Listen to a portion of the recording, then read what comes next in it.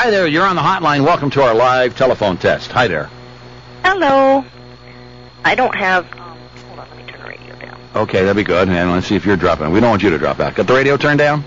My radio's down. Okay. But I've been listening, and I don't think the problem, or the main problem at any concert is the, whether or not they sell alcohol during the concert. The problem that I think they had with the Tragically Hip, and I don't know where it falls as far as, the problem. It's everybody's problem, but it came down to the individuals that had no self-control, that had no common sense, that had no idea of how to properly behave as adults at adult venues. I was at that Tragically Hip concert.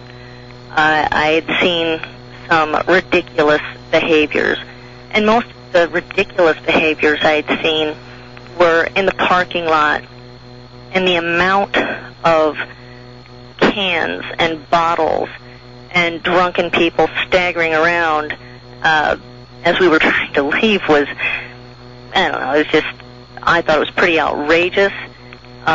But let me ask you this. Okay, you were there. You were a bit of an eyewitness. You saw these people in a highly inebriated state. I was wondering where the cops were. Well, my question is, do you think they could have become that highly inebriated based solely on the brewskis that they bought at the concert, or were they already schnockered by the time they got there? No, that's what I'm saying. Joe, if you had seen the amount of cans and bottles, and people brought their own. They were liquoring up before they went to go in. They were tailgating, which I don't have a problem with people, having a couple beers, maybe getting a buzz before they walk in and see a concert, as long as they're not driving anywhere, as long as they can behave. You can have legal beverage and get an effect from it and not be a total jerk.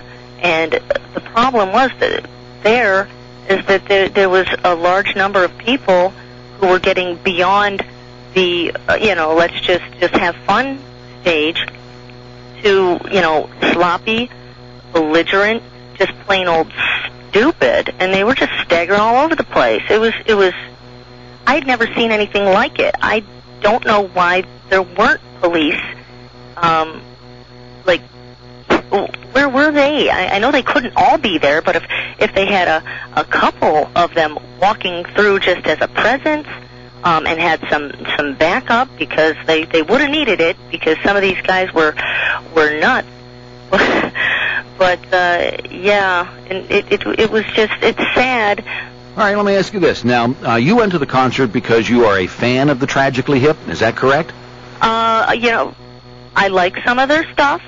Okay, all right. A lot of it, but unlike the previous caller who likes a wide variety of music. Okay, no, I'm just saying, apparently then... Very good. What you're suggesting then is that someone in the city, whenever they're planning for whatever kind of security for any given concert, I think I got the streaming turned on now. Glenn Curry just walked in. It's usually what he's talking about. But as a fan of the Tragically Hip, going to one of their concerts, would you have anticipated that maybe we should have beefed up security for this kind of event?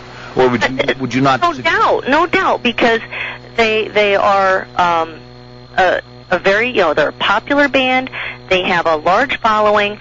They're a relatively local band. As far as that made it big, they're still current, and you're going to have a lot of young people. And yeah, when you were asking earlier, the guy, it's like, well, is it fair to say that some groups would have more, misbehavior problems than others? I would say yes. So just be ready for that. That's all. All right. So again, it looks like if there was anything, it was a miscommunication or a lack of communication. It's a learning. I would say use it as a learning experience. Hey, it was a teachable moment. Right. But I wouldn't shut everything down because there was a hiccup with this one. The drunken idiot that got in the truck.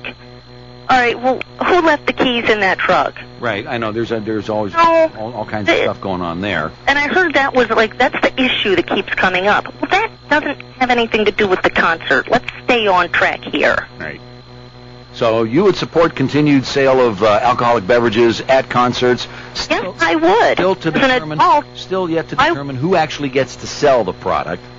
Right. That's not our issue. Well, but as an adult, if there is an alcoholic beverage available, I may or may not Well, no, it is going to be our issue of who gets to sell the product, because this is where the money is, okay? And this is what gets everybody's attention. Well, I think it should be a percentage of sales. Well, again, some people think, okay, as the concert promoter, I'm sinking a lot of money into bringing this act here. I'm not going to recover my investment just on ticket sales. I'd have to charge $200 a ticket, and I can't do that. So I have to make up some of that money on beverage sales. Some will say, no, you're using our facility. We got to get a slice of the pie. Others will say, I agree with that. I don't think the act, unless they're bringing in their own separate beverage stations, I don't think they should have that cut. Okay. That's not theirs. That is part and parcel of the venue that is allowing the concert to be there. Wherever there's money, there's always somebody that says, hey, some of that's mine.